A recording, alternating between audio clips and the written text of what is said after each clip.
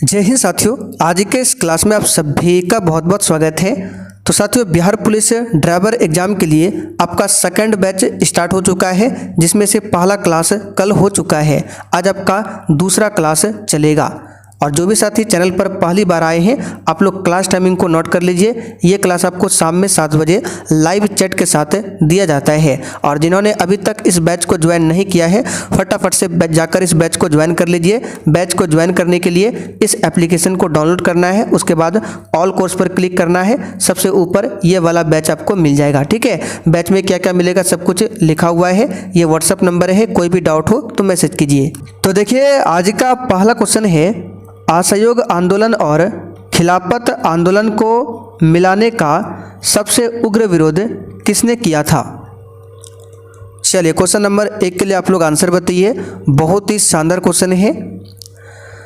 तो देखिए, असहयोग आंदोलन और खिलाफत आंदोलन को मिलाने का सबसे उग्र विरोध जिन्ना ने किया था। किसने किया था? जिन्ना ने। यहाँ पर ए वाला ऑप्शन आपका सही जवाब है। असहयोग आंदोलन की शुरुआत कब होती है? 1 अगस्त 1920 से। चलिए आगे बढ़ते हैं। क्वेश्चन नंबर दूसरा, निम्न में किस मापनी के द्वारा किलोमीटर और मील दोनों की दूरियों को दर्शाया जा सकता है? तो यह है तुलनात्मक मापनी। डी वाला ऑप्शन यहाँ पर आपका राइट है, तुलनात्मक मापनी। तीसरा क्वेश्चन, निम्नलिखित में से कौन भारत में वाणिज्यिक फसल का उदाहरण है? चलिए, क्वेश्चन 3 के लिए आंसर बताइए। तो देखिए, वाणिज्यिक फसल की बात करें तो सरसों, तंबाकू, जूट, ये सभी क्या है? वाणिज्यिक फसल का उदाहरण है। तो यहाँ पर आंसर हो जाएगा इनमें से सभी। अब जूट की बात करें तो जूट का सबसे अधिक उत्पादन कहाँ पर होता है? पश्चिम बंगाल में। पूछा जाता है कहाँ पर होता है? पश्चिम बंगाल में जूट का उत्पादन सबसे अधिक होता है। और जूट उत्पादन में बिहार का कौन सा स्थान है? तो बिहार दूसरे स्थान पर आता है जूट उत्पादन में। आगे देखिए, कौन सा ऊर्जा स्रोत नवीकरणीय है? और साथियों, जैसे ही क्लास खत्म हो जाएगा, इसका पूरा पीडीएफ आपको आंसर के साथ मिल जाएगा एप्लीकेशन पर। क्लास का PDF, 1 liner booster GK notes, 1 liner question bank, special Bihar GK का नोट्स, गाड़ियों से संबंधित प्रश्न, कुछ भी चाहिए तो ये हमारा व्हाट्सएप नंबर है, इस पर आप लोग मैसेज कर सकते हैं, आपको जानकारी मिल जाएगा। तो कौन सा ऊर्जा स्रोत नवीकरणीय है? तो यहाँ पर देखिए, जल, सौर, पवन, ये सभी क्या है? नवीकरणीय ऊर्जा स्रोत के उदाहरण है। डी वाला ऑप्शन यहाँ पर आपका राइट है। अच्छा, और नवीकरणीय ऊर्जा स्रोत के अंतर्गत क्या क्या आता है? तो कोयला, पेट्रोलियम, प्राकृतिक गैस, परमाणु ऊर्जा, ये सभी और नवीकरणीय ऊर्जा के अंतर्गत में आते हैं। अगला क्वेश्चन, कोयला किस प्रकार का संसाधन है? चलिए, क्वेश्चन नंबर 5 के लिए आप लोग आंसर बताइए। कोयला किस प्रकार का संसाधन है? तो ये अनवीकरणीय संसाधन का उदाहरण है कोयला। देखिए, अनवीकरणीय संसाधन क्या होता है? वैसे संसाधन जिनके भंडार सीमित है तथा एक बार उपयोग में आने के बाद उनके पुनः पूर्ति में हजारों लाखों वर्ष लग जाते हैं, वो आपका अनवीकरणीय में आता है। जैसे कि आपका कोयला। कोयला की बात करें तो इसके 4 प्रकार है। चारों प्रकार में से सबसे अच्छा क्वालिटी का जो कोयला होता है वो है एंथ्रासाइट, और सबसे लो क्वालिटी का कोयला पूछे तो वो है पीट। अच्छा, किस प्रकार के कोयला को भूरा कोयला बोला जाता है? तो लिग्नाइट कोयला को भूरा कोयला बोला जाता है। निम्नलिखित में से किस एक को भारत में वैश्वीकरण के कारण सबसे कम लाभ हुआ है? तो किस क्षेत्र को सबसे कम लाभ हुआ है? तो कृषि क्षेत्र को। यहाँ पर ए ऑप्शन आपका सही जवाब है, कृषि क्षेत्र। आगे देखिए, कांडलापत्तन किस राज्य में स्थित है? सी राइट आंसर करेंगे, गुजरात में है कांडला बंदरगाह। कांडला बंदरगाह का अब नया नाम क्या है? दीनदयाल पत्तन, यानी कि कांडला पोर्ट को अब दीनदयाल पत्तन के नाम से जाना जाता है। और ये कहाँ पर है? गुजरात में। और ये जो पत्तन है एक ज्वारीय पत्तन का उदाहरण है। गोवा में कौन सा बंदरगाह है? तो मार्मुगांव बंदरगाह पूछे कहाँ पर है? गोवा में स्थित है। आगे देखिए, मतगणना का कार्य कौन करता है? और जो भी साथी चैनल पर पहली बार आए हैं, आप लोग क्लास टाइमिंग को नोट कर लीजिए। ये क्लास आपको शाम 7 बजे लाइव चैट के साथ दिया जाता है। तो साथियों मतगणना का कार्य जो है ये कौन करता है, तो चुनाव आयोग करता है। ठीक है, संविधान का भाग 15 कौन सा है, भाग 15, और अनुच्छेद की बात करें तो 324 से लेकर 329 तक निर्वाचन आयोग से संबंधित है। भारत में निर्वाचन आयोग की स्थापना कब होती है, तो 25 जनवरी 1950 को, इसलिए 25 जनवरी को राष्ट्रीय मतदाता दिवस मनाया जाता है। अब यहाँ से क्वेश्चन क्या क्या बन सकता है, आइए आपको बताते हैं। निर्वाचन आयोग की नियुक्ति पूछे कौन करता है, तो राष्ट्रपति करता है। और जो मुख्य निर्वाचन आयुक्त होता है उसका कार्यकाल पूछे कितना होता है, तो 6 वर्ष या 65 वर्ष की आयु जो भी पहले हो, ये क्या है, मुख्य निर्वाचन आयुक्त का कार्यकाल है 6 वर्ष या 65 वर्ष की आयु। आगे देखिए, निम्न में कौन एक राजनीतिक अधिकार नहीं है। चलिए क्वेश्चन नंबर 9 के लिए आंसर बताइए। और साथियों बिहार पुलिस ड्राइवर के लिए आज आपका क्लास हो रहा है। अब अगले 2 या 3 दिन के लिए आपका बिहार पुलिस ड्राइवर का क्लास बंद रहेगा, फिर आपका 3 तारीख से आपका क्लास स्टार्ट हो जाएगा। बताइए निम्न में कौन एक राजनीतिक अधिकार नहीं है, तो किसी धर्म को स्वीकार करने का अधिकार, ये राजनीतिक अधिकार नहीं है, ये मौलिक अधिकार के अंतर्गत में आता है। आगे देखिए, कौन सा कदम लोकतांत्रिक सुधार का सूचक है, बताइए। तो ये है पंचायती राज, डी वाला ऑप्शन आपका राइट है। भारत में पंचायती राज को लागू करने वाला जो समिति था बलवंत राय मेहता समिति। बलवंत राय मेहता समिति ने इसके लिए त्रिस्तरीय पंचायती राज व्यवस्था को दिया था। और पंचायती राज व्यवस्था को लागू करने वाला पहला राज्य कौन सा है, तो राजस्थान, जहाँ पर 2 अक्टूबर 1959 से पंचायती राज लागू होता है। तो पहला राज्य है राजस्थान, दूसरा पूछे तो आंध्र प्रदेश हो जाएगा। भारत के विभाजन के संदर्भ में असत्य कथन को चुने। तो द्विराष्ट्र का सिद्धांत लागू था, पूर्वी पाकिस्तान और पश्चिमी पाकिस्तान एक साथ नहीं था, ये गलत है। ठीक है, भारत के विभाजन के संदर्भ में ये कथन असत्य है कि पूर्वी पाकिस्तान और पश्चिमी पाकिस्तान एक साथ नहीं था, ये कथन गलत है। बाकी सभी कथन क्या है आपका सही है। वर्ष 1919 में कौन सा एक्ट लाया गया था, तो सिंपल सा क्वेश्चन है, रॉलेट एक्ट को लाया गया था 1919 में। बी वाला ऑप्शन यहाँ पर आपका राइट है। आगे देखिए, भारतीय राष्ट्रीय कांग्रेस के प्रथम अधिवेशन की अध्यक्षता किसने किया था। तो भारतीय राष्ट्रीय कांग्रेस की स्थापना होती है 28 दिसंबर 1885 को। किसने किया था स्थापना, A.O. ह्यूम ने। ठीक है, तो इसके प्रथम अधिवेशन ने, इसका प्रथम अधिवेशन 1885 में ही होता है बम्बई में, और इसकी अध्यक्षता किया था व्योमेश चंद्र बनर्जी ने। डी वाला ऑप्शन यहाँ पर आपका राइट है। अगर आपसे पूछे भारतीय राष्ट्रीय कांग्रेस में अध्यक्षता करने वाले प्रथम मुस्लिम अध्यक्ष कौन थे, तो बदरुद्दीन तैयब जी। ठीक है, आगे देखिए, फॉरवर्ड ब्लॉक की स्थापना किसने किया था। तो फॉरवर्ड ब्लॉक की स्थापना सुभाष चंद्र बोस ने किया था 1939 में। यहाँ पर ए वाला ऑप्शन आपका सही है। इनका जन्म कहाँ पर होता है, उड़ीसा के कटक में। दोहा किसकी राजधानी है, बताइए। तो साथियों दोहा जो है कतर की राजधानी है, दोहा। डी वाला ऑप्शन यहाँ पर आपका राइट है। और कतर देश की मुद्रा क्या है, रियाल। क्या है, रियाल। सीरिया की राजधानी कहाँ पर है, दमिश्क। सीरिया की राजधानी है। ओमान की राजधानी मस्कट है। तुर्की की राजधानी अंकारा है। और यहाँ की मुद्रा क्या है, लीरा।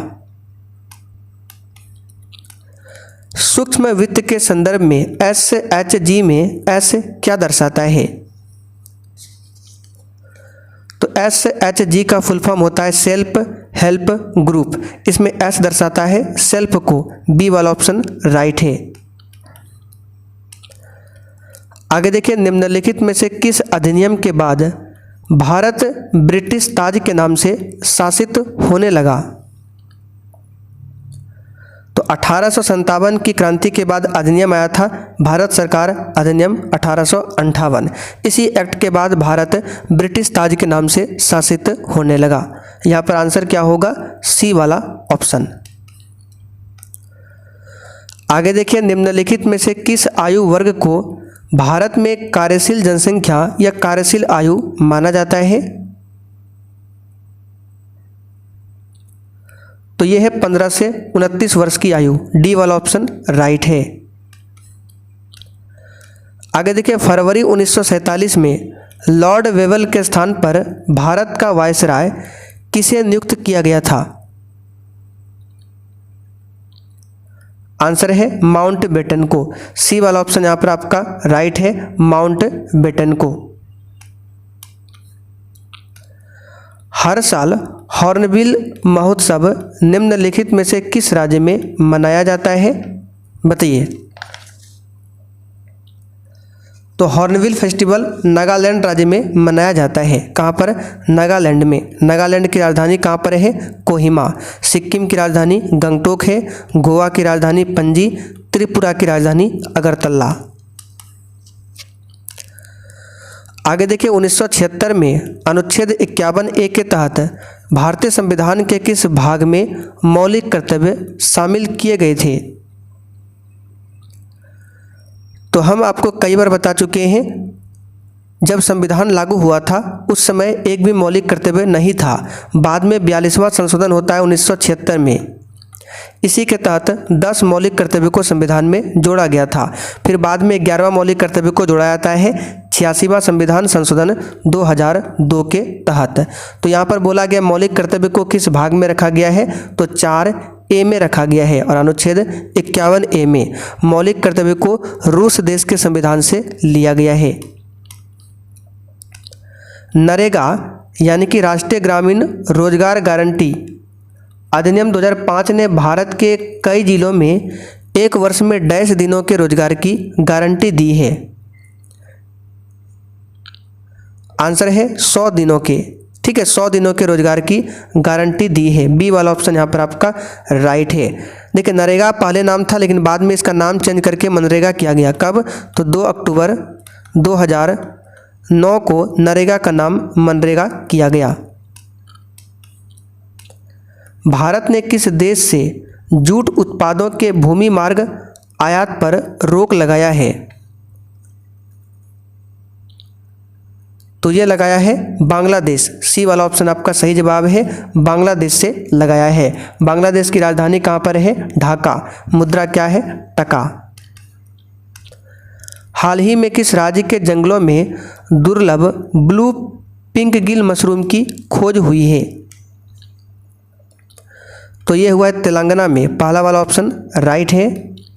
यहाँ पर देखिए ऑप्शन डी में है मध्य प्रदेश। मध्य प्रदेश को टाइगर स्टेट के नाम से भी जाना जाता है। आगे देखिए, जोमेटो ने किसे अपना ब्रांड एम्बेसडर बनाया है? बताइए किसे? तो ये बनाया है शाहरुख खान को। पहला वाला ऑप्शन राइट है। जोमेटो की स्थापना 2008 में हुई थी। ठीक है, कब? 2008 में। जोमेटो का जो हेडक्वार्टर है हरियाणा के गुरुग्राम में है। और जोमेटो के संस्थापक कौन है? दीपिंदर गोयल और पंकज चड्ढा। कौन कौन? दीपिंदर गोयल और पंकज चड्ढा जोमेटो के संस्थापक है। भारत ने सहकारी व्यापार गठबंधनों को बढ़ावा देने के लिए किस देश के साथ समझौता किया है? ये किया है जाम्बिया देश के साथ। पहला वाला ऑप्शन राइट है। अंतर्राष्ट्रीय युवा दिवस प्रत्येक वर्ष किस तिथि को मनाया जाता है? तो साथियों ये 12 अगस्त को प्रत्येक वर्ष मनाया जाता है। ए ऑप्शन यहाँ पर आपका राइट है। अच्छा, 12 जनवरी को क्या मनाया जाता है? तो राष्ट्रीय युवा दिवस। और अंतर्राष्ट्रीय युवा दिवस 12 अगस्त को। जब प्रकाश की किरण विरल माध्यम से सघन माध्यम में जाती है तो क्या होता है? तो बहुत ही सिंपल सा क्वेश्चन है। तो जब प्रकाश की किरण विरल माध्यम से सघन माध्यम में जाएगा तो क्या होगा? तो यहाँ पर इसका सही जवाब है अविलंब की ओर झुकेगा। क्या होगा? अविलंब की ओर झुकेगा। निकट दृष्टि दोष यानी कि मायोपिया को ठीक करने के लिए किस प्रकार के लेंस का उपयोग किया जाता है? बताइए। तो निकट दृष्टि दोष में अवतल लेंस का इस्तेमाल होता है, जबकि दूर दृष्टि दोष में उत्तल लेंस का इस्तेमाल होता है। आंसर क्या होगा? B option. विद्युत प्रतिरोध का एसआई मात्रक क्या है?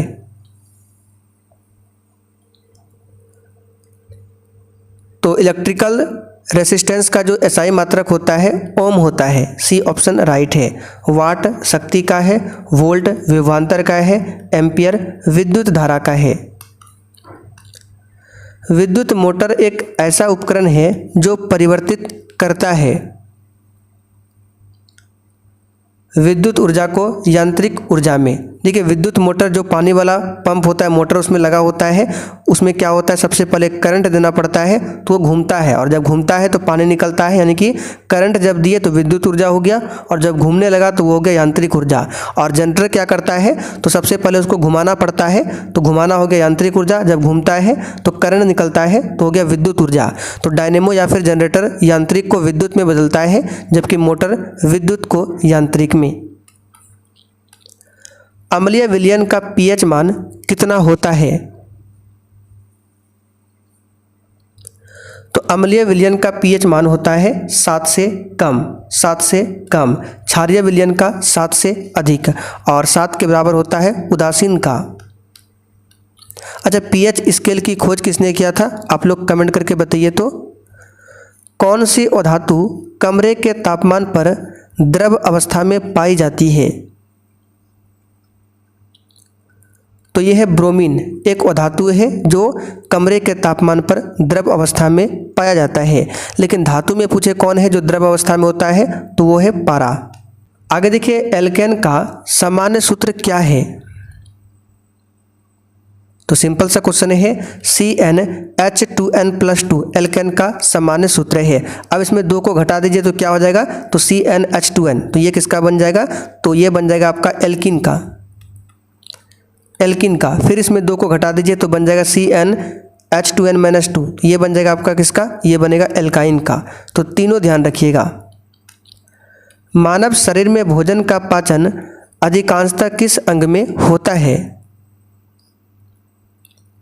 ये होता है स्मॉल इंटेस्टाइन में, यानी कि छोटी आंत में होता है। सी ऑप्शन आपका राइट है, छोटी आंत में होता है। मेंडल ने अपने प्रयोगों के लिए किस पौधे का चयन किया था? सिंपल सा क्वेश्चन है, मटर का चयन किया था। आनुवांशिकी का जनक पूछे किसे कहा जाता है? तो ग्रेगर जॉन मेंडल को। कौन सा ऊर्जा स्रोत नवीकरणीय है? बताइए, कौन सा ऊर्जा स्रोत नवीकरणीय है? तो यहाँ पर इस क्वेश्चन का आंसर क्या हो जाएगा? नवीकरणीय में जल, सौर, पवन, ये सभी आ जाएगा। डी वाला ऑप्शन आपका राइट है। चलिए आगे देखते हैं। भारत में एक संक्रमणीय मत पद्धति से किसका चुनाव होता है? चलिए बताइए, इस क्वेश्चन का आंसर क्या होगा? भारत में एक संक्रमणीय मत पद्धति से किसका चुनाव होता है? तो यहाँ पर इसका सही जवाब है किसका होगा? तो भारत के राष्ट्रपति का। ए ऑप्शन आपका राइट है। लोकसभा में बहुमत दल का नेता कौन होता है? तो प्रधानमंत्री होता है। बी ऑप्शन आपका राइट है। 1855-56 में संथाल विद्रोह का नेता कौन था? तो यहाँ पर इसका सही जवाब क्या होगा? कौन था? सिद्धू था। ए ऑप्शन यहाँ पर आपका राइट है। आगे देखिए, जालियांवाला बाग ने किस आंदोलन की पृष्ठभूमि को तैयार किया था? आंसर है असहयोग आंदोलन की पृष्ठभूमि को। जालियांवाला बाग हत्याकांड की घटना 13 अप्रैल 1919 को हुआ था पंजाब के अमृतसर में। उत्पत्ति के आधार पर संसाधनों को और के रूप में वर्गीकृत किया जा सकता है। यानी किस किस रूप में वर्गीकृत किया जा सकता है? तो जैविक और अजैविक के रूप में। पहला वाला ऑप्शन राइट है। निम्नलिखित में से कौन सा वृक्षारोपण कृषि का उदाहरण है?